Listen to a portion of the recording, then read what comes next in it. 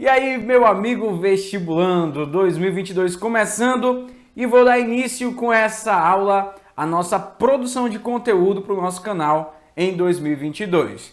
Esse ano eu tenho plano de fazer muito conteúdo, gente, de produzir um curso completo de matemática básica e vou iniciar esse nosso trabalho de 2022 resolvendo a prova da Universidade Federal de Roraima, que aconteceu agora em 2022. Então, se você ainda não conhece o nosso trabalho, fico muito feliz que você esteja aqui. Espero de verdade poder contribuir com você com esse conteúdo, perfeito? Aproveita, deixa teu like aí, deixa teu comentário, se inscreve no nosso canal para que você possa ficar por dentro de todo o conteúdo que eu publicar aqui. Aproveita e compartilha esse conteúdo para que a gente possa alcançar aí a maior quantidade de pessoas no nosso estado, porque esse conteúdo é feito exclusivamente para pessoas que vão fazer prova da Universidade Federal de Roraima e que são aqui de Roraima, né? Então, um canal que produz conteúdo realmente para você aqui de Roraima, falando nosso caboquês mesmo, de verdade, beleza? Então, vem comigo, sem mais delongas, vamos começar a resolver as questões. Vem! Olha só, primeira questão, gente, que estava na nossa prova era essa aqui. Questão de número 10 lá na nossa prova, falava de conjuntos, tá beleza? Então, o assunto da questão era conjuntos. Questão que já caiu muito parecida em uma outra oportunidade aqui em Roraima, em uma outra prova, tranquilo? Então, vou resolver com você agora essa questão. Vem comigo. Suponha que a população do estado de Roraima seja de aproximadamente 650 mil habitantes. Considere que 45% da população do estado foi totalmente imunizada com a Covid-19. Totalmente imunizada ele define como tomou a segunda dose ou vacina de dose única. E que 64% da população foi imunizada contra a influenza H1N1. Suponha que 20% da população não tomou nenhuma das duas vacinas.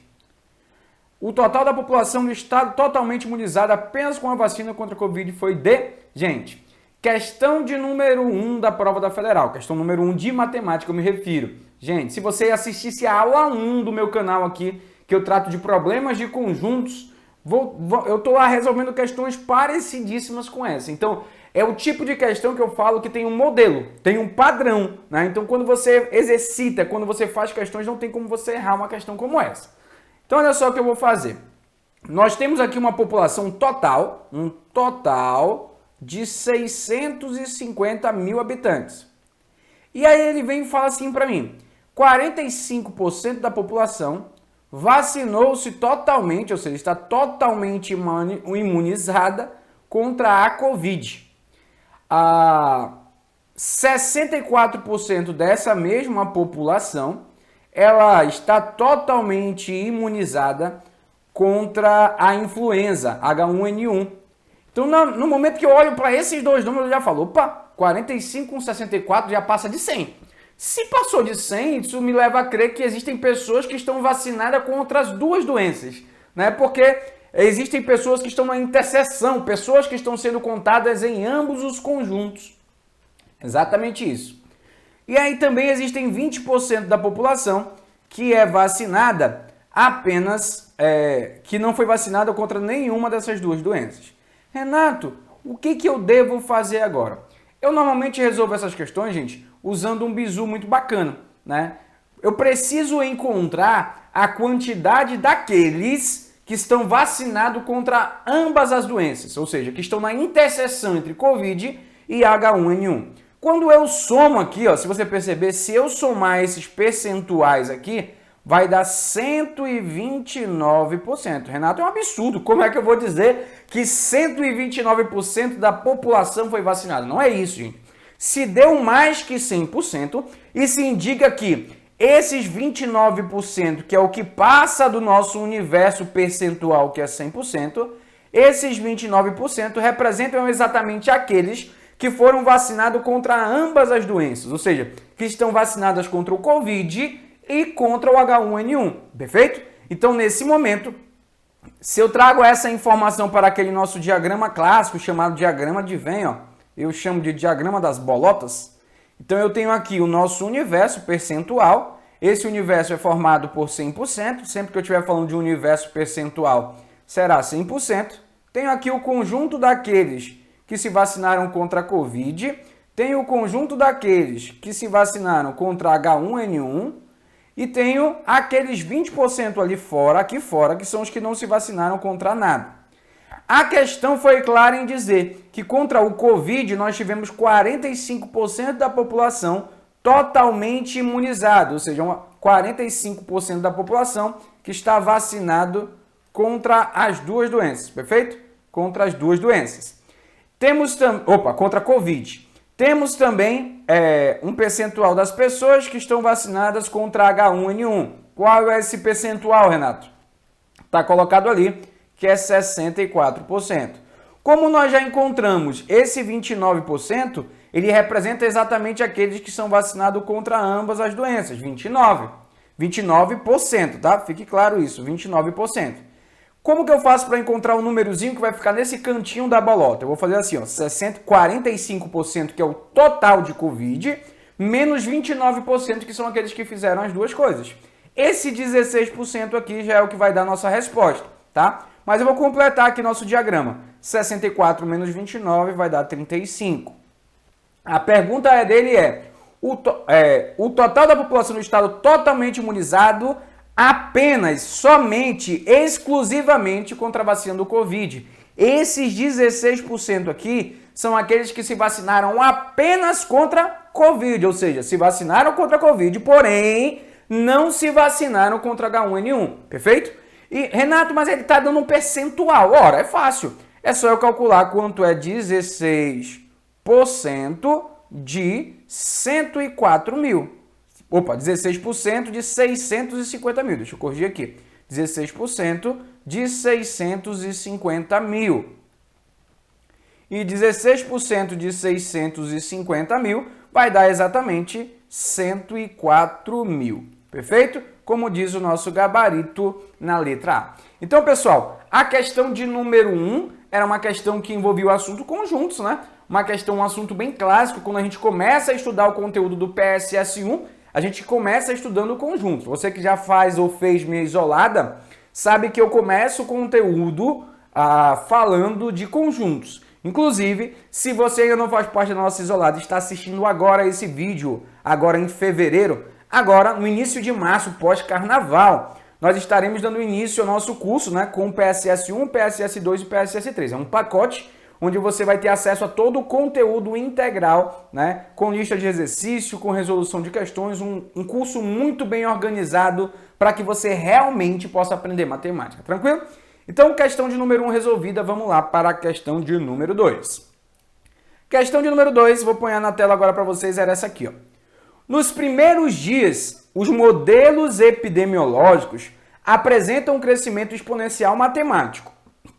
O número de infectados em função do tempo é dado por essa expressão. Então, ele escreveu a expressão, ó, infectados em função do tempo será dado por I1 vezes Z elevado a Rzinho, ele bota um Rzinho, vezes T menos 1, certo?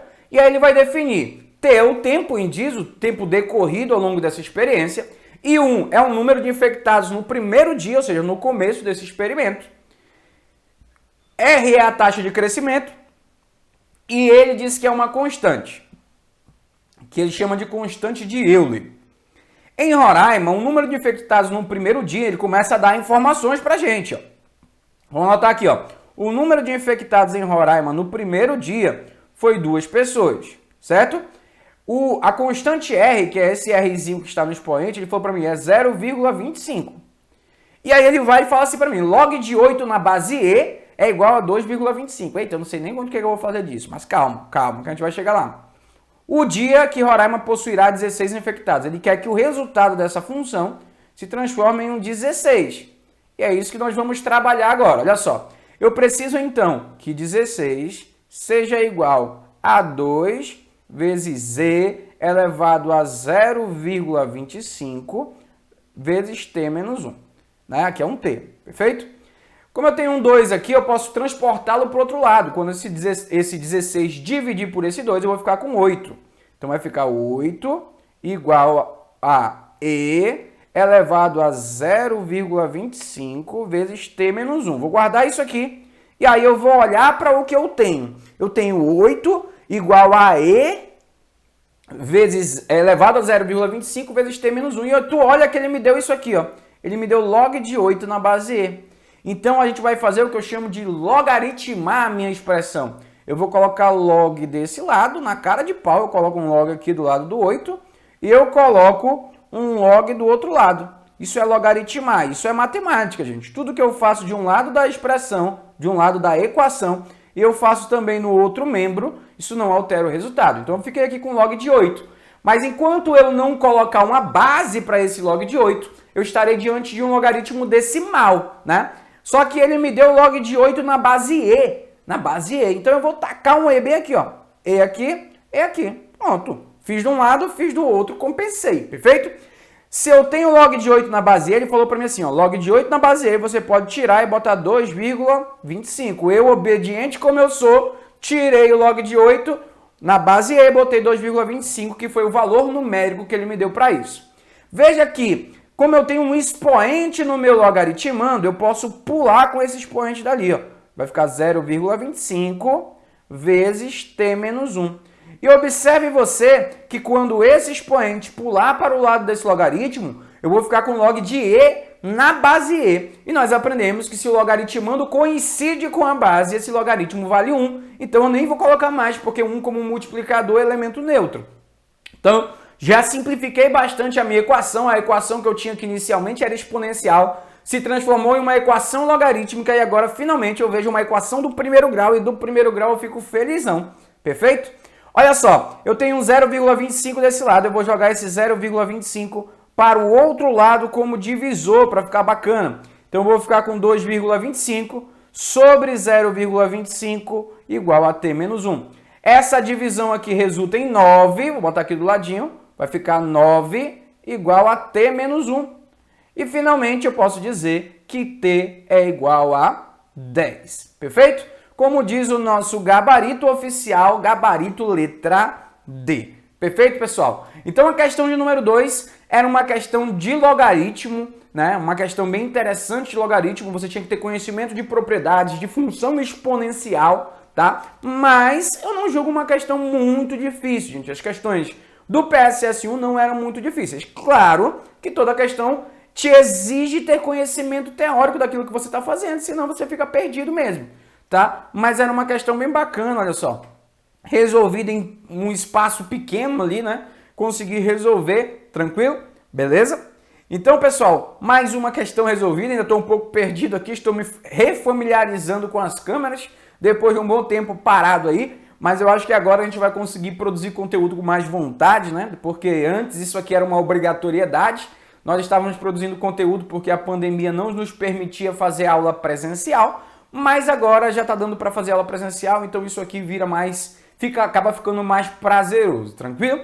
Então, vou resolver hoje toda a prova da Universidade Federal de Roraima. Espero que você compartilhe aí com os teus amigos que estão estudando para vestibular, com os teus colegas de escola e leve esse conteúdo para a maior quantidade de pessoas para que nós possamos abençoar aí a vida de muita gente através do conhecimento, através da matemática, e para mim é um prazer enorme poder contribuir com todo mundo, perfeito? Então, faça a sua parte aí, deixa teu comentário, curte, se inscreve e todo mundo ganha com isso. Eu ganho porque eu fico mais motivado, isso aqui não é por dinheiro, gente, a gente sabe que não dá para ganhar dinheiro aqui produzindo conteúdo, mas eu fico muito feliz em poder contribuir com as pessoas e você ganha daí, eu ganho daqui, todo mundo acaba ganhando, tranquilo? Então, questão de número 2 resolvida, vamos lá para a questão de número 3. Questão de número 3 está aqui. Considere a função f de reais em reais, definida por f de x igual a mx ao quadrado mais 1/3, onde m é um número real, m é um número, e a gente não sabe quanto é esse número, é exatamente ele que nós precisaremos encontrar o seu valor. A figura a seguir representa graficamente 3 retângulos e parte do gráfico de f. De acordo com a figura, sabendo que a soma das áreas desses retângulos é igual a 12, o valor de m. Então, uma questão bem interessante, gente. Você olha para cá, você vê uma função quadrática, você esperava encontrar uma parábola, mas como ele mesmo falou na questão, isso é parte do gráfico de uma função, é um pedaço do gráfico, né? E E ele disse para mim que o somatório dessas áreas, o somatório das áreas desses três retângulos, é exatamente igual a 12. Ele quer saber o valor do m que está lá na função. Então vamos tentar entender o que ele quer aqui. Veja que todos esses retângulos que aqui estão, eles têm o comprimento da base igual a 2. De 1 para 3 tem 2, de 3 para 5 tem 2, de 5 para 7 tem 2. Bem sabemos que a área de todo e qualquer retângulo é sempre dado pelo comprimento da base vezes a altura. Renato, mas qual é essa altura aqui? Ó? Ora, se você enxergar que isso aqui é um ponto da minha função, esse ponto aqui, ele nada mais é do que o valor da função quando o x é 1. Então, ele representa o f de 1. Concorda comigo? O f de 1. Então, a área desse retângulo aqui, ó, que eu vou chamar de área 1, se nós somarmos a área 1 mais a área 2 mais a área 3, ele me garante que isso vai dar 12. Isso ele me garantiu. Porém, a área 1, eu percebo que a área é a base vezes a altura. A base é 2, a altura é f de 1, eu vou anotando isso aqui. 2 vezes f de 1. Quem seria essa área 2? Se você olhar a altura desse retângulo que está aqui, ó, ela seria nada mais do que a imagem da função quando o x é 3. Ou seja, seria o f de 3. Tranquilo? Entendeu isso? Então, aqui, a área desse retângulo seria a base, que é 2 vezes a altura. 2 vezes f de 3. Mas, agora eu preciso da altura desse retângulo grandãozão aqui, ó. Essa altura nada mais é do que a imagem do 5. Como o x aqui é 5, ó, a imagem do 5 vai me dar f de 5. Eu não sei o valor numérico disso, mas eu vou escrever que a área 3, que é essa outra área aqui, é 2 vezes f de 5. Perfeito? Quando eu olho para cá, eu vejo um monte de 2 desse lado, eu vejo um 12 do outro lado, eu falo, eita, eu vou dividir logo todo mundo por 2 para eu dar fim nesse 2 aqui. Se eu dividir dos dois lados, ó, dividindo em ambos os lados da minha equação, eita, ficou apertado ali, eu vou apagar aqui para organizar para a gente, vou apagar para escrever mais embaixo aqui, ó. Área 1 mais área 2 mais a área 3 é igual a 12, certo? A área 1 é essa areazinha, que nós concluímos que ela é 2 vezes o f de 1, certo? Por que 2 vezes o f de 1? Porque aqui é 2 e essa altura é o f de 1. Essa área aqui, ó, que eu chamei de área 2, ela é 2 vezes o f de 3, porque aqui a projeção seria f de 3, que é a altura. Então, é 2 vezes f de 3. E, finalmente, a área 3, que é o retângulo maiorzão, grandãozão, porrudão, ele vai representar nada mais do que a imagem do 5 será a sua altura. Então, aqui seria f de 5. Então, teríamos que essa área 2 seria 2 vezes f de 5. Como eu havia falado agora há pouco, agora sim, não está mais por baixo de mim, né? Estava embaixo da minha imagem, o que eu estava riscando. Eu vou dividir toda essa equação por 2. E quando eu dividir toda essa equação por 2, aqui vai ficar f de 1 mais o f de 3 mais o f de 5. Como eu dividi todo mundo desse lado por 2, sumiu o 2 de todo mundo. E do outro lado, quando eu dividir por 2, vai ficar 6. Perfeito até aqui, gente? Então, f de 1 mais f de 3 mais f de 5, para essa função, valerá 6. Mas, Renato, o que é f de 1? Veja que a função ele escreveu como sendo f de x igual a mx ao quadrado mais 1/3. E o que seria f de 1? Seria eu botar 1 no lugar desse x bem aqui, ó. No lugar desse x da função eu taco 1, vai ficar 1 ao quadrado, 1. 1 vezes m vai dar m. Então, esse f de 1 nada mais é do que m mais 1/3. Eu peguei a função e eu coloquei 1 no lugar do x, perfeito. O que seria o f de 3, Renato? Isso aqui tudo é f de 1, perfeito? O que seria f de 3? Seria eu pegar essa função e no lugar desse x eu botar um 3. Então vai ficar 3 ao quadrado, 9. Então vai ficar 9 vezes m. 9 é o 9, Renato. 9m mais 1/3. E finalmente f de 5, eu vou botar um 5 no lugar desse x, vai ficar 5 ao quadrado. E 5 ao quadrado é 25. 25m mais 1/3. Então isso aqui, ó, f de 1, f de 3, f de 5. Isso tem que totalizar 6. A questão já me disse isso. Tranquilo? Só que olha só, aqui ó, eu tenho m mais 9m mais 25m. m mais 9m dá 10m, mais 25m eu tenho 35m. Renato, e se eu somar esse 1/3 com esse 1/3 com esse 1/3? 1/3 mais 1/3 mais 1/3, eu tenho 3/3. E 3/3 é igual a 1, né? Igual a 1. E tudo isso tem que dar 6. Veja que está ficando menorzinho. A equação do primeiro grau está diminuindo. Então eu tenho agora que 35m é igual a... Quando esse 1 passar para o outro lado da nossa igualdade, ele passará subtraindo. Então eu vou ficar com 5. Assim eu tenho que m é igual a 5 sobre 35.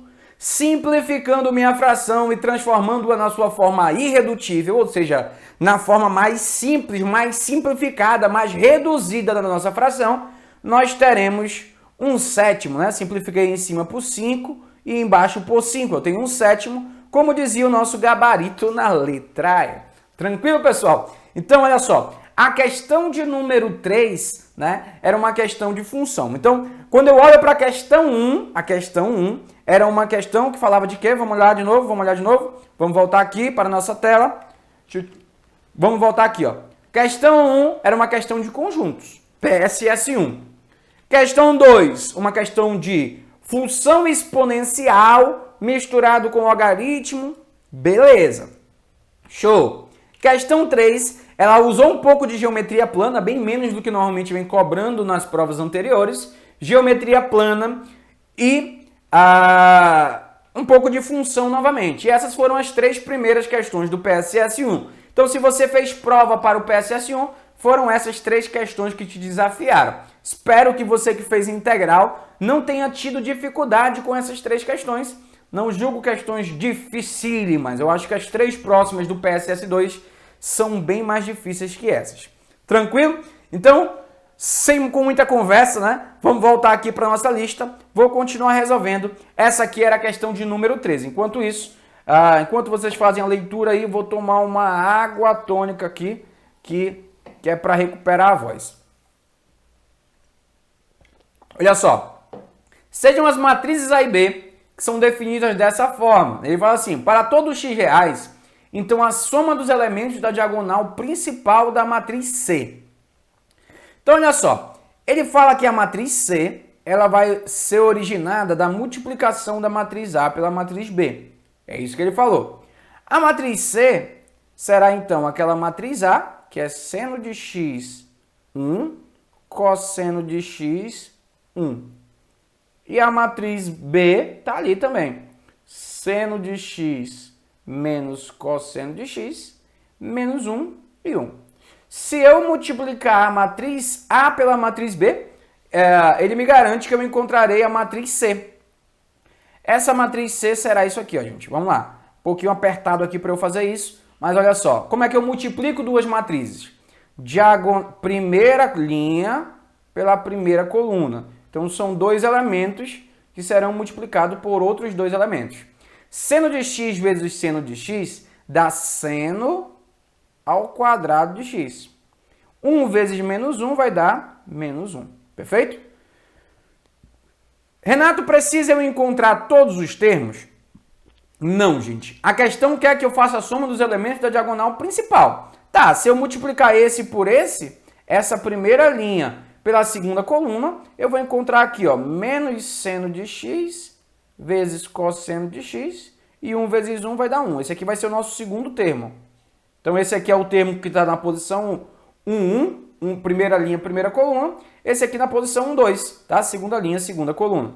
Mas, ele não queria esse, então nem precisava ter feito esse. Mas vamos encontrar todos, ó. Segunda linha vezes a primeira coluna. Cosseno de x vezes seno de x vai dar cosseno de x, seno de x. 1 vezes menos 1 vai dar menos 1. Esse também não era relevante pra gente, porque ele quer só da diagonal principal. E a diagonal principal é esse termo, ó. A diagonal principal é essa aqui, ó.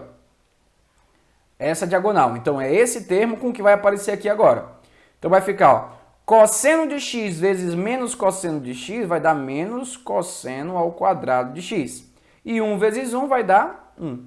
E ele queria que eu somasse esse termo com esse termo. É o que eu vou fazer, ó.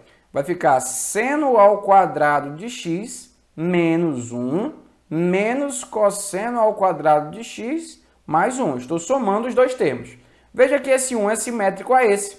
E aí eu cheguei à seguinte igualdade. Seno ao quadrado de x menos cosseno ao quadrado de x. E aí, quando eu chego aí, eu olho para as minhas respostas e eu vejo que não tem resposta. Não tem resposta, Renato. E aí, gente, era a hora que você tinha que ter uma informação, né, preciosa. Quando a gente estuda trigonometria, a gente estuda um negócio chamado de arco duplo, que está lá no nosso edital da Federal. E lá está escrito assim, ó, cosseno de 2x é igual a cosseno ao quadrado de x menos seno ao quadrado de x. Então, isso aqui é o cosseno do arco duplo. O que isso quer dizer? Que se eu olho para uma questão e aparece cosseno ao quadrado de x menos seno ao quadrado de x, eu posso tirar e botar cosseno de 2x.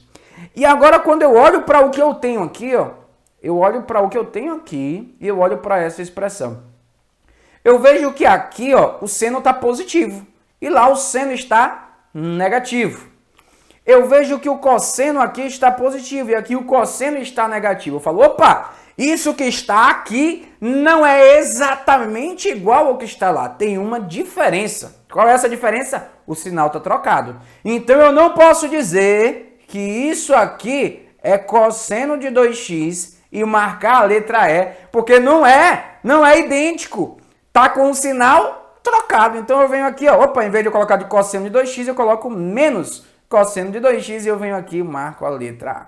Perfeito? Então, gente, essa questão ela te cobrava um conhecimento muito, mas muito específico. É o último tópico que está no edital da Federal, é arco duplo de trigonometria. Então, veja que a Federal tem sido cada dia mais específica em suas questões. Tem cobrado coisas a fundo. Então, não importa, professor de trigonometria, se você cantar aquela musiquinha, 1, 2, 3, não resolve a tua vida, cara. Você tem que saber a fundo. Você tem que estudar de verdade. Você tem que fazer exercícios de alto nível. Porque a gente agora está concorrendo com questões de alto nível. Perfeito? Então, o desafio tem ficado cada dia maior. Veja que esse ano a nota de corte da Federal caiu. Isso é reflexo da prova ter sido mais difícil. Tranquilo? Então, questão de número 13 resolvida. Primeiro, questão do PSS2. Vamos lá para a próxima. A próxima, gente, era uma questão bem legal. Eu acho legal essa questão.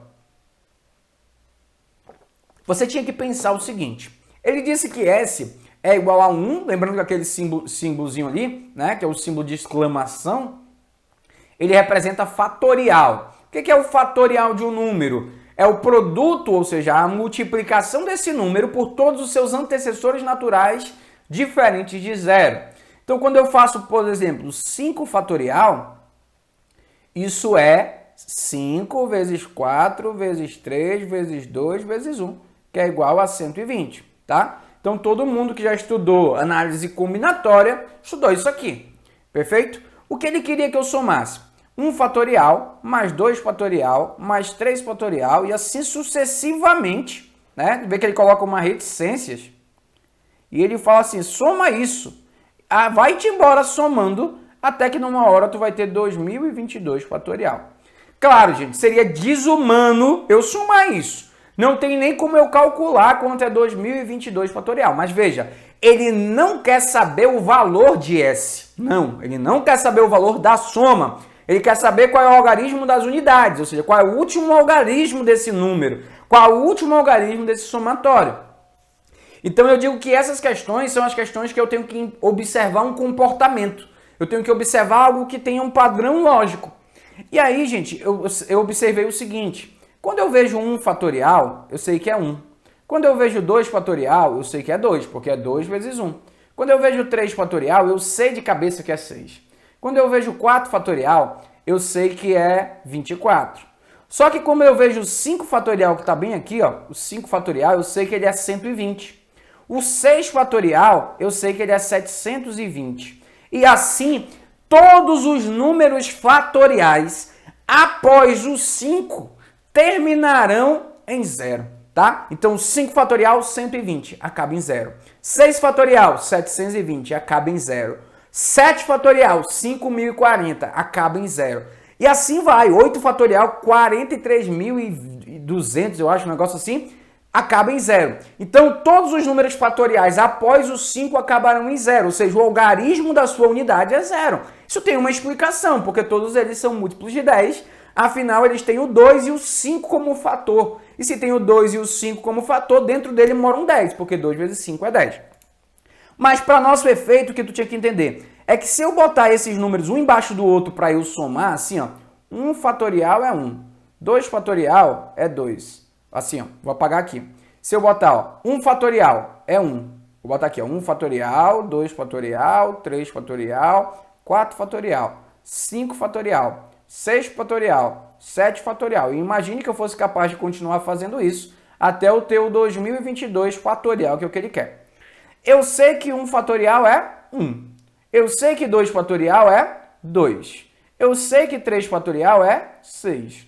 Eu sei que 4 fatorial é 24. Tem dois algarismos, 24. 5 fatorial eu sei que é 120. O 6 fatorial eu sei que é 720. O 7 fatorial eu sei que é 5040. O 8 fatorial que estaria aqui, eu não sei quanto ele é exatamente de cabeça aqui, gente. Mas eu garanto para vocês, todos os números fatoriais que estarão para baixo aqui, todos eles terão como último algarismo, eu não sei quais são os outros algarismos que estarão aqui, mas os últimos algarismos deles serão 0.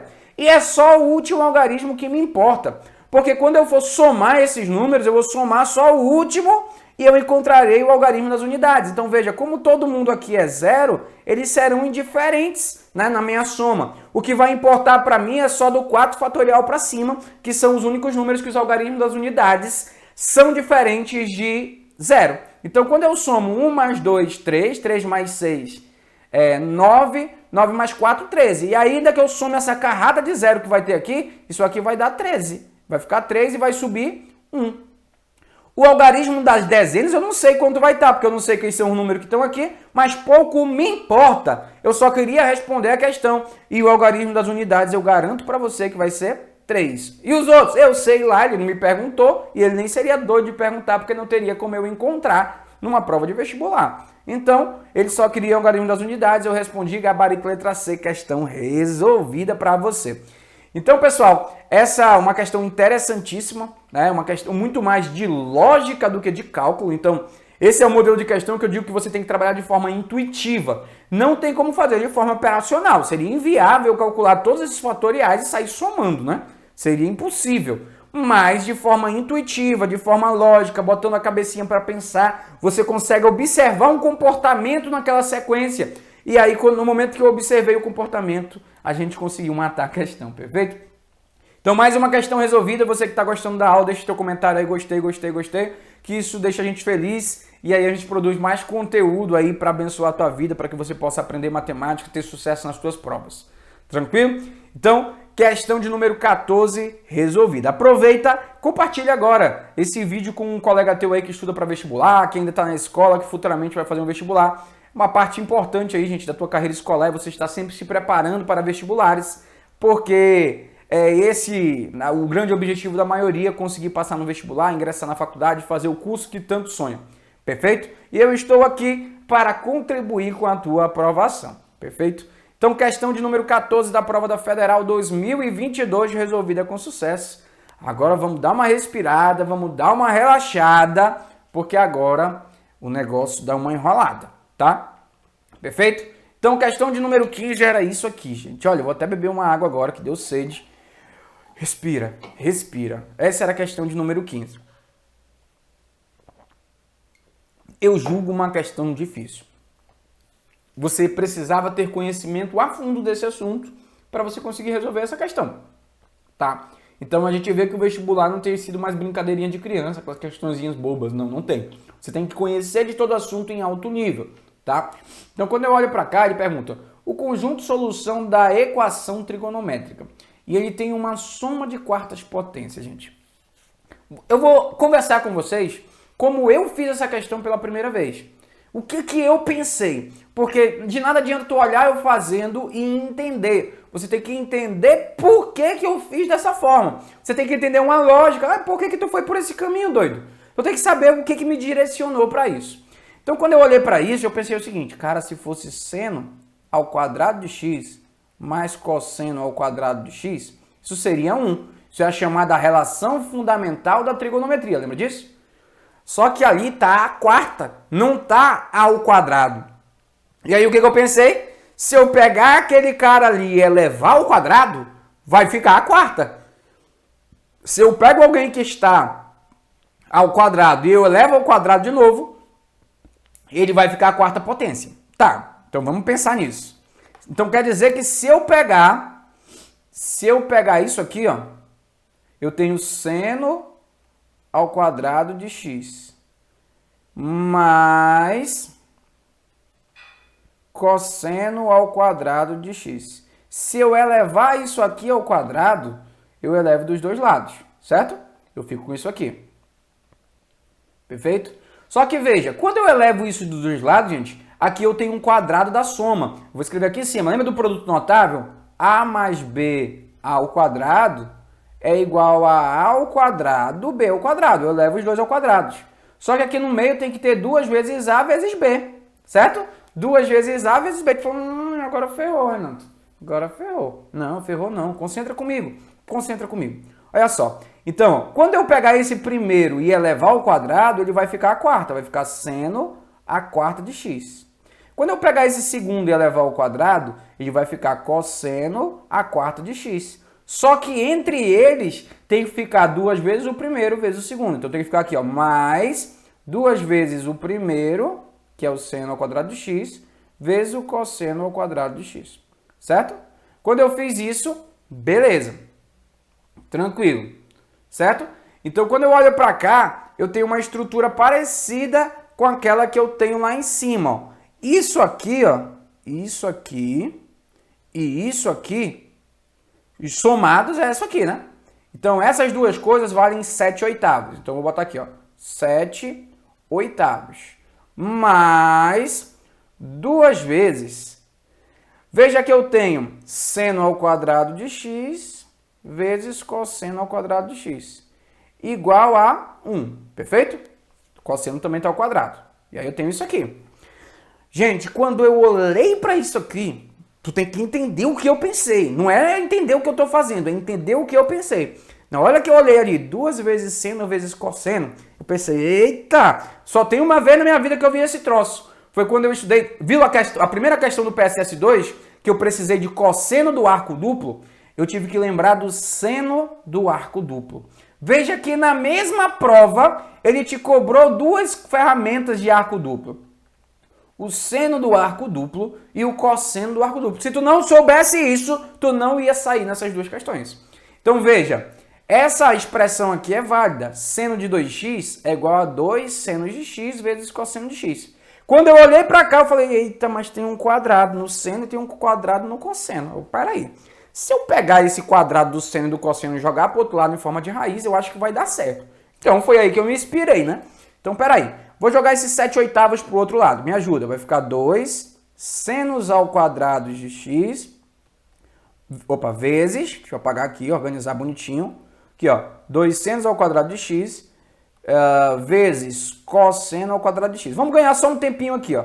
Esse 1 tá desse lado. Esse 7/8 vai passar subtraindo. Então eu vou ficar com 1 inteiro menos 7/8. 1 inteiro menos 7/8 é como se eu tenho uma pizza e eu como 7/8 dela. Então vai sobrar 1/8. 1/8. Aí tu fala, eita, Renato, eu queria me livrar desses quadrados. Só que eu só consigo me livrar desses quadrados, gente, se eu passar esse 2 para o outro lado. Tá? Eu não posso passar primeiro a raiz e depois o 2. Eu tenho que fazer isso aqui, ó. Eu passo esse 2 para cá, para o lado do 8. Quando ele passar para lá, ele vai passar dividindo do lado do 8. Então ele vai ficar, vamos corrigir isso aqui. Ele vai ficar multiplicando ali do lado do 8, certo? Então aqui vai ficar 1/8 e esse 2 passa para cá, vai ficar 1/16, certo? Renato, e agora o quadrado passa em forma de raiz? Claro. Seno de x vezes cosseno de x é igual a... Esse quadrado é como se ele fosse quadrado nas duas coisas assim, né? Igual a 1/16. Quando esse quadrado passar para o outro lado, ele vai passar assim, ó. Seno de x vezes cosseno de x igual a raiz quadrada de 1 sobre 16. E raiz quadrada de 1 sobre 16 é 1/4, tá? Porque raiz de 1 é 1, raiz de 16 é 4. Renato, e como é que tu sabe que é positivo? Porque quando sai da raiz a gente fica em dúvida numa equação se é positivo ou se é negativo. Porque ele me disse que a gente está no intervalo de 0 até π, tá? E aí a gente tinha que pensar em umas coisinhas aqui, mas não vamos entrar nesse mérito por enquanto. Seno de x vezes cosseno de x. E agora, Renato, o que eu vou fazer? Seno de x vezes cosseno de x. Seno de x vezes cosseno de x. Seno de x vezes cosseno de x. Olha só, se eu multipliquei os dois e deu positivo, é porque eles tinham sinais iguais, ou seja, ou os dois são positivos ou os dois são negativos. Como eu estou entre 0 e π, eu estou no primeiro e no segundo quadrante, né? De 0 a 180. E aí eu vou pensar agora com você. Renato, eu tenho aqui mais uma vez, lembra na primeira questão que eu tive que fazer umas malandragens lá? Ó, a primeira questão lá do PSS1, vou mostrar aqui para ti, ó. Eu apaguei? Não, tá aqui, ó. Quando chegou bem aqui, eu tive que observar que estava com o sinal trocado, né? Eu queria cosseno ao quadrado de x menos seno ao quadrado de x, e o que eu tinha era seno ao quadrado de x menos cosseno ao quadrado de x. Quando eu matutei aqui, que o sinal estava trocado, eu falei, opa, então isso aí é aquilo que eu quero com o sinal trocado. Por isso eu deduzi que era isso. Quando eu chego na questão que nós estamos, eu cheguei a seno de x vezes cosseno de x. Eu queria tirar isso e botar seno de 2x. Só que eu só posso botar isso se tiver um 2 multiplicando aqui. Oxi, então eu vou largar um 2 aqui. Se eu largar um 2 desse lado, aí eu tenho que botar um 2 do outro lado. Se eu largar um 2 desse lado, eu tenho que botar um 2 desse lado. Então eu tenho que multiplicar 2 vezes 1/4. E 2 vezes 1/4, né, vai cortar, vai simplificar, vai ficar meio. Então vai ficar 2 seno de x vezes cosseno de x igual a meio. Então, olha só, 2 seno de x vezes cosseno de x igual a meio. Como eu vejo isso aqui, gente, eu vejo isso aqui agora, lá em cima, ó, relação a seno do arco duplo. Então, 2 seno de x vezes cosseno de x é a mesma coisa que seno de 2x. Então, seno de 2x é igual a meio. Perfeito? Tranquilo. Já cheguei à resposta? Não. Já cheguei à resposta? Não. Então, vou apagar isso aqui, vou apagar isso daqui e vamos guardar a informação aqui. Vou apagar e vamos guardar só aquilo lá de baixo. Seno de 2x igual a meio. Então, olha só. Seno de 2x igual a meio. Mas lembre-se que naquela hora que eu passei a raiz, né, fazendo uma correção lá, eu tinha que levar o mais ou menos. Lembra que eu tinha que levar o mais ou menos quando passava a raiz? Então, seno de x, na verdade, não é igual a meio, exatamente. Ele é igual a mais ou menos meio. Então, seno de 2x pode ser meio positivo, mas também pode ser meio negativo. Aí eu vou ter que lembrar lá do nosso ciclo trigonométrico.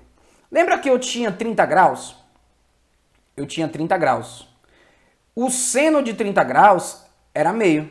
O seno de 30 graus era meio. O seno de 30 graus, aqui ó, o seno de 30 graus era meio. O seno de 150 graus também era meio. 150. Tinha também alguns ângulos aqui embaixo, que era meio. Quem eram eles? Era o seno de 210 graus, que era meio, e tem o seno de 330 graus, certo? Aí tu fala, Renato, mas a questão está dizendo que o x tem que estar entre 0 e π, ou seja, só no primeiro quadrante. Não, concentra numa coisa aqui. Eu quero que o seno de 2x seja meio. E quem pode ser o 2x? O 2x pode ser 30 graus. O 2x pode ser 150 graus. Por quê? Porque o seno de 30 é meio. Pode ser 150 porque o seno de 150 também é meio. Pode ser 210, porque o seno de 210 também é meio. Pode ser 330, mas assim também vai ser meio. Renato, mas 330 não está no primeiro quadrante. Calminho, fica calmo aí. Se 2x for 30, é porque o x é 15. Opa, o x é 15. 15 está no nosso intervalo, de 0 até 180. X igual a 150 para 2, 75. Mais uma vez está no nosso intervalo, até 180. X igual a 105, também está no nosso intervalo. E o último é aqui, ó, x igual a 165. Então veja, todos os possíveis valores de x que eu encontrei, todos eles se encontram no nosso intervalo de 0 até π. Então todos eles são possíveis soluções, tá? Quando eu penso x igual a 15, não tem aqui resposta, Renato. Como é que eu faço? Renata tem que fazer aparecer um pi do nada, tá? Eu faço assim, olha o que eu faço. Eu enfio um pi aqui multiplicando, só que para compensar esse pi que eu coloquei, eu divido por 180. E eu faço isso em todos, ó. 75 multiplica por pi, divide por 180. 105 multiplica por pi, divide por 180. 165 multiplica por pi e divide por 180. Esse é o bizu para te transformar de graus para radianos. Como é que eu faço aqui? Ó? Se tu dividir por 15 em cima e por 15 embaixo, vai ficar π sobre 12. Então, π sobre 12 é uma solução. Quando eu simplifico aqui por 15, vai ficar 5π. Quando eu multiplico por 15 embaixo, vai dar 12. 5π sobre 12. Bateu? Quando eu multiplico aqui por 15 vai ficar 7π sobre 12. E finalmente aqui, simplificando por 15, vai ficar 11π sobre 12. E aí, finalmente, eu chego à minha resposta, que está na letra D de doidão. Perfeito? Então, gente, é uma questão interessante, difícil. Eu julgo uma questão complicadinha. Então, veja, gente, que em duas questões do PSS2, você precisava saber seno do arco duplo e cosseno do arco duplo. São dois assuntos que raramente a gente vê em prova. Então vê que a Federal está agora cobrando a fundo cada conteúdo. Você tem que estudar em alto nível cada assunto. Não resolve mais você saber o básico de cada coisa, tá? A prova da UEC, eu também vou corrigir aqui com vocês em outro momento, são questões também desafiadoras, bem mais difíceis do que em anos anteriores. Então a gente precisa treinar em alto nível, a gente precisa realmente estar se preparando com quem entende do assunto, para quem se dedica de verdade. Eu estou aqui em um feriado de carnaval produzindo conteúdo, porque isso aqui é aquilo que me dá prazer fazer, aquilo que eu gosto de fazer, estar contribuindo. Para mim é um prazer enorme estar aqui fazendo exercícios, fazendo questões. Então, já deixo aí a recomendação para vocês que querem se preparar para o vestibular. Estamos com matrículas abertas no Centro de Isoladas, temos vagas na turma da noite, turma da tarde eu acho que só tem umas 3 vagas, e temos vagas em todas as isoladas, né? De redação com a professora Neane, física, química, história, geografia. Então, você precisa se preparar com um time que realmente tem compromisso com a tua aprovação, que trabalha de verdade, pensando em contribuir com você. Perfeito? Então, deixo aí a minha recomendação, mas claro, existem vários outros colegas aí que também trabalham com muita dedicação e com comprometimento, né? Não vamos restringir o nosso grupo, né? Mas você precisa realmente confiar nas pessoas que estão fazendo parte desse teu caminho, dessa realização do teu sonho. Perfeito? Então, tá aí mais uma questão resolvida, a última questão do PSS2, e agora nós entraremos nas 3 próximas questões, que são as questões do PSS3. Beleza? Vamos lá comigo. Próxima questão tá na tela de vocês. Olha lá. Vamos, Renato, trabalhar. Tá aqui, ó. Era isso aqui, gente. Primeira questão de vocês era isso aqui.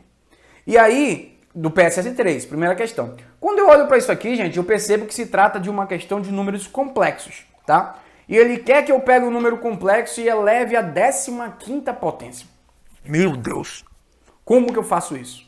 Primeiro, só é possível elevar esse número a 15ª se você transformar esse número para a forma trigonométrica ou forma polar. Como que eu faço isso, Renato? Ele tem que se transformar nisso aqui, ó. Z é o nosso número complexo, igual a módulo de Z vezes cosseno de um ângulo alfa mais I vezes seno de alfa. Porque na hora que você for fazer a potência, que é elevar a 15, você vai ter que pegar o seguinte. Você vai ter que elevar a 15 aqui, e a consequência disso é que você vai pegar esse módulo de Z elevar a 15, vai pegar esse ângulo aqui, vai multiplicar por 15, e vai pegar o mesmo ângulo aqui, vai multiplicar por 15. Então veja que a grande dificuldade é você encontrar esta forma trigonométrica. Renato, o que é que eu preciso para encontrar a forma trigonométrica ou forma polar de um número complexo? Você precisa encontrar esse módulo e esse argumento. O módulo e o argumento. Esse é o nosso grande desafio. Então, Renato, como é que eu encontro o módulo? O módulo é assim, ó. O módulo de um número complexo é sempre dado pela raiz quadrada de A ao quadrado mais B ao quadrado. Esse A e esse B vem da forma algébrica. Quem é o A, Renato? Ó, todo número complexo na forma algébrica tem a forma A mais BI. Né? E esse número está ali dentro dos parênteses. Quem é o nosso A? 1 sobre 2. Então eu vou botar 1 sobre 2 ao quadrado. Mais, quem é o nosso B? O B é o que está do lado do I, que é raiz de 3 sobre 2 ao quadrado. Fazendo essas continhas, a gente vai ficar com o módulo de Z igual a raiz quadrada de 1 sobre 2 ao quadrado vai dar 1 sobre 4. Raiz de 3 sobre 2 ao quadrado, raiz de 3 ao quadrado dá 3, 2 ao quadrado dá 4. Então eu fiquei com o módulo de Z igual a raiz de 4 quartos, que é igual a raiz de 1, que é 1. Então, perfeito. Isso aqui vale 1. Módulo de Z vale 1. Vou escrever bem aqui, ó, 1. Agora, como que eu faço para achar esse ângulo, Renato? Isso que a gente chama de argumento. É assim, ó. Eu calculo a tangente desse ângulo calculando B sobre A. B sobre A. Quem é o B? O B é esse cara aqui, que é o raiz de 3 sobre 2. Quem é o A? É 1 sobre 2. Como é que eu faço essa divisão de fração por fração? Eu repito a fração que está em cima, multiplico pelo inverso do que está embaixo. Cortei, cortei, deu raiz de 3. Certo? Renato, então a tangente desse ângulo que eu estou procurando é raiz de 3. Certo? Quem é o ângulo cuja tangente é raiz de 3? Raiz de 3 sobre 3, 1 raiz... 60 graus. 60 graus. E quem é o outro ângulo, Renato? O outro ângulo seria 330, tá, gente? Né? São dois números que têm a mesma tangente. É 330? Não, seria 180, 210. 180 com 60, 240, certo? Só que a gente sabe que o nosso número complexo, ele tem a forma, ele está no primeiro quadrante, porque o A dele está aqui, que é 1 sobre 2, e o B dele está aqui, que é raiz de 3 sobre 2. Então o nosso número complexo está aqui, ó, no primeiro quadrante. Então ele só pode ser 30 graus de argumento. Então o que é que nós concluímos nesse momento? Que o nosso número complexo, 30 graus não, 60 graus de argumento. Ele tem 60 graus de argumento e ele tem módulo igual a 1. Vou apagar tudo isso aqui para a gente começar a escrever. Ó. Então, ó, o nosso número complexo Z, ele é igual a 1 vezes cosseno de 60 graus mais I vezes seno de 60 graus. Certo? Beleza. Como é que eu vou elevar esse número a 15, Renato? É assim, ó, 15, aí tu vai fazer assim, ó, 1 elevado a 15 vezes cosseno de 15 vezes 60 mais I vezes seno de 15 vezes 60. 15 vezes 60 dá 900, então vai ficar assim, ó, Z elevado a 15 é igual a 1, que é 1 a 15, dá 1. Aí aqui vai ficar cosseno de 900 mais I vezes seno de 900. Gente, em um número complexo, você nunca deixa um ângulo aqui maior que 360. Você precisa encontrar o que a gente chama de primeira determinação positiva do arco. Como é que eu faço isso, Renato? Tu pega esse 900 graus e divide por 360, para saber o quanto ele representa na primeira volta. 900 dividido por 360 dá 2. 2 vezes 360 dá 720, sobra 180, certo? Então eu posso perfeitamente tirar aquele 900 e dizer assim, ó, vou tirar o 900 e vou botar um 180. Por quê, Renato? Porque o 900, a sua primeira determinação positiva é 180. Então veja que tem muito conhecimento teórico. Veja o quanto de trigonometria nós precisávamos nessa prova. Então olha só. Agora, como eu quero uma resposta na forma algébrica, assim, ó, númerozinho, eu tenho que fazer as contas. Ó. 1 vezes. Quanto é cosseno de 180? Ó? Olha só, o 180 é um ângulo que está bem aqui, ó, 180 graus, está nesse canto, certo? Aqui é o eixo dos senos, aqui é o eixo dos cossenos. Numericamente, aqui é 1, ou seja, menos 1, na verdade. Então, o cosseno de 180 vale menos 1. Mas como ele está em cima do eixo 0, o seno de 180 é 0. E aí eu vou botar Z a 15ª é igual a 1, menos 1 vezes menos 1, né? 1 vezes menos 1 deu menos 1, como diz o nosso gabarito na letra E. Perfeito, pessoal? Então, uma questão de números complexos em alto nível, tá? Claro, você tem que ter estudado o assunto até o final. Você que se limitou a estudar só o iniciozinho do assunto ali, aprendi a forma algébrica, somar, calcular, não. Tu tinha que saber potência de números complexos. Só uma coisa é mais complicada que isso aqui, que é a última coisa que eu ensino na minha isolada, que é a raiz de um número complexo. Tá? São as raízes complexas de um número. Mas isso aqui é o topo, tá? Então, mais uma vez eu insisto em dizer, gente, você precisa estudar o assunto em alto nível, até o último passo, perfeito? Então, questão de número 16 resolvida, vamos lá para a nossa próxima. Então vamos aqui para a resolução da nossa questão de número 17. Olha o que diz a questão. Uma parábola tem vértice na origem do sistema ortogonal. Então ela tem vértice na origem. E seu foco coincide com o centro dessa circunferência. Então olha só, olha o que ele fala. Como é que eu faço para achar o centro de uma circunferência? Se você olhar, essa circunferência ela tem essa estrutura aqui, ó. Não tem ninguém com x, né? E não tem ninguém independente aqui, não tem nenhum número, que é a forma geral da circunferência, está faltando a constante aqui, perfeito? Aí eu vou pensar a seguinte situação. Para eu achar o centro, gente, eu ensino a fazer assim, ó. É o método do cascata. Eu tenho que achar um x, esse número cai para cá, e esse número cai para cá. Só que eles não caem iguais, eles caem dividindo por menos 2. Então se eu dividir o 0 por menos 2, vai continuar dando 0. Mas se eu pegar o menos 4 e dividir por menos 2, dá 0. Então ele falou o seguinte pra gente, ó. Eu tenho uma parábola ali, que o foco dela é aqui, nesse ponto 0,2. E o vértice dela é o centro do sistema ortogonal, a origem do sistema ortogonal, que é o ponto 0, 0. Certo? Aqui, ó. Então, tratando-se de uma parábola, aqui é o foco, aqui é o vértice. Ainda existe mais um elemento importante para a gente no estudo das parábolas, né? É a reta diretriz que passa aqui embaixo, né? Ela tem a mesma distância que tem do vértice para cá, ela tem para cá. Então aqui, ó, é 2 também, só que negativo, menos 2. Então a equação da nossa reta diretriz seria a reta igual a y igual a menos 2. Essa distância entre o foco e a reta diretriz é chamada de parâmetro, né? Essa distância aqui é 4, certo?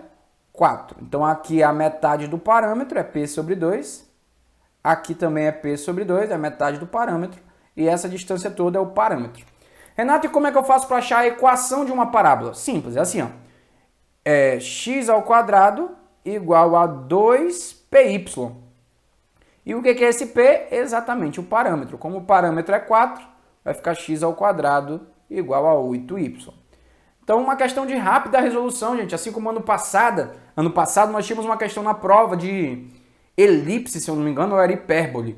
Era só botar na equação. Então, você precisava ter o conhecimento, não era tão avançado de cônicas, mas você precisava ter tal conhecimento, tá? Então, mais uma vez, uma questão que cobra um assunto muito aprofundado da geometria analítica. Tranquilo? Então, agora eu vou partir para a questão de número 18, né? Última questão. Tamo lá. Olha só. Ele me deu esse polinômio, e essa questão eu acho interessante. Ela é bem fora da caixinha, gente. Eu ainda não tinha visto uma questão dessa que cair como polinômio, eu já tinha visto em função. Mas eu vou te ensinar uma técnica legal. Ele faz o seguinte para ti, ó. Ele te dá esse polinômio e ele quer que tu encontre uma dessas alternativas. Primeira coisa que eu penso, rapaz, eu queria me livrar desse menos 1 bem aqui. Eu queria me livrar do menos 1. Olha o que eu vou fazer. Eu vou fazer assim. Para eu me livrar desse menos 1, eu vou tirar esse x e no lugar do x eu vou botar x mais 1. Tá? Tirei o x e botei x mais 1. Exatamente para que quando ele se encontrasse com aquele menos 1, ali é o menos 1, ó. Aqui, ó. Quando ele se encontrasse com o menos 1, ele fosse cortado, certo? Entendeu? Então esse x eu tirei e botei x mais 1. Exatamente quando isso acontecer aqui, eu vou cortar esse com esse e eu vou ficar com p de x, certo? P de x, só que se eu tirei o x desse lado e eu botei o x mais 1, eu tenho que fazer a mesma coisa do outro lado. Então aqui no lugar do x eu vou botar x mais 1. Então é a ideia de polinômio, de função. O que eu tiro no x aqui dentro, eu coloco lá. Né? Então como eu tirei o x e botei x mais 1, eu tirei o x e botei x mais 1. Então eu chegaria a seguinte polinômio. X mais 1 ao quadrado é x ao quadrado mais 2x mais 1. Desenvolvendo um produto notável. Menos 1, vai cortar isso com esse. Eu chegaria ao polinômio p de x igual a x ao quadrado mais 2x. Perfeito? quando eu olho para as minhas alternativas, eu não tenho isso, né? Eu não tenho isso. Eu tenho até esse x ao quadrado mais 2x aqui, ó, mas é para p de x mais 1. Aí tu fala, mas não tem p de x igual a isso. E como que eu faço para achar x mais 1? Eu vou fazer assim, ó. Mais uma vez eu vou fazer uma substituição. Eu vou tirar o x de novo. Só que no lugar do x, eu vou botar x mais 1. Veja que lá em cima, eu tirei o x e botei x mais 1. Não foi? Mas qual era o meu objetivo? Cortar esse 1 com esse 1. Agora, de novo, eu vou tirar o x e vou botar x mais 1. Só que quando eu fizer isso, agora vai ficar x mais 1 aqui dentro para ficar igual a esse, igual a esse, igual a esse. Só que se eu fiz isso desse lado, eu vou fazer também do outro lado. Então, onde tiver x do outro lado, eu tiro e boto x mais 1. Então, ficou assim, eu tirei o x e botei x mais 1. Agora, eu vou fazer a organizada aqui, ó. P de x mais 1 igual a... Desenvolvendo produto notável, x ao quadrado mais 2x mais 1. E aqui, 2x mais 2, né? Organizando, x ao quadrado, 2x mais 2x, 4x, e 1 mais 2, 3. Certo? Então, eu chego à igualdade P de x mais 1 igual a x ao quadrado mais 4x mais 3, como diz o nosso gabarito na letra C. Perfeito, pessoal? Então, mais uma questão resolvida aí. Resolvida para você com sucesso. Então, finalizo aqui nossa aula com um pouquinho mais de 1 hora, né? Agora que eu percebi que eu tô com um pouco de delay na imagem quando eu tô nessa tela aqui para vocês, né? Tá dando um certo delay da minha imagem, da minha fala, mas a gente corrige isso na próxima aula. Estamos aí nos readaptando a esse modelo com ferramentas novas de trabalho aqui, tá? Mas na próxima semana eu vou postar também para vocês a resolução da prova da UE, tá? E posterior a isso, eu quero começar a fazer semanalmente uma aula, escolher um tema de matemática básica para ir corrigindo essas lacunas, gente. Matemática básica é de suma importância, tá? Então, quem fez isolada comigo, faz isolada comigo esse ano, a gente começa o ano fazendo 6 aulas de matemática básica. Claro que são poucas, mas a gente não tem como passar o ano todo fazendo matemática básica, né? Então, a gente tem que ir corrigindo essas lacunas aos poucos. Então, nada melhor do que as aulas online que lhe permitem assistir na hora que você pode, quando você pode, você assiste na velocidade que você pode, você volta o vídeo, ouve eu falar de novo, então você faz do seu jeito, perfeito? Então, finalizo aqui a nossa aula, deixo o meu forte abraço, espero ter contribuído para você, você que gostou da aula, agradeço muito se você deixar um comentário aí, se inscreve no canal, compartilha essa aula com o máximo de pessoas possíveis, espero que o número de inscritos seja crescente aí no nosso canal para que a gente possa abençoar a vida de várias pessoas. Então, fique com Deus, Deus no comando sempre, fui!